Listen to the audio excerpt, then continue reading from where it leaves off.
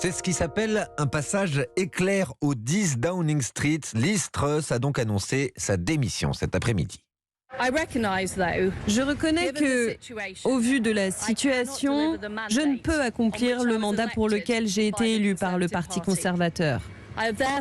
J'ai donc parlé à Sa Majesté le Roi pour l'informer de ma démission.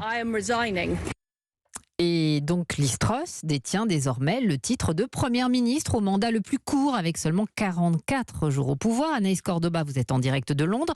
Ce départ est finalement arrivé plus vite que prévu. Oui, alors ce départ couvait depuis plusieurs semaines. Comme vous le savez, il y a eu ce plan de croissance de Liz Truss désastreux qui a déstabilisé les marchés financiers et l'économie au Royaume-Uni. Liz Truss a dû se séparer de son ministre des Finances et opérer une série de revirements humiliants sur sa stratégie économique. Après ça, elle a perdu toute crédibilité. Puis, il y a eu une amélioration avec l'arrivée d'un nouveau ministre des Finances, les excuses de Liz Truss et ces mots qu'elle a prononcés au Parlement: « Je suis une battante ».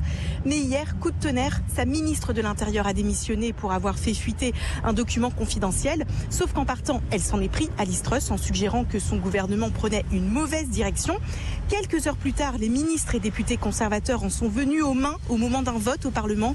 Des images qui ont illustré le chaos qui règne dans ce parti et l'absence totale d'autorité de Liz Truss. C'est ça qui a précipité son départ. Et maintenant, Anaïs, qu'est-ce qui va se passer ?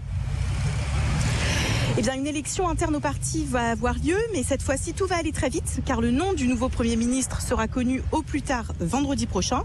Chaque candidat devra réunir au moins 100 soutiens des députés conservateurs, puis les députés voteront pour départager ces candidats. Si 2 finalistes passent toutes ces étapes, alors il y aura aussi potentiellement un vote en ligne pour les militants du parti. Selon les premières rumeurs, Rishi Sunak et Penny Mordaunt, les 2 anciens rivaux de Liz Truss dans la course à Downing Street, devraient se présenter.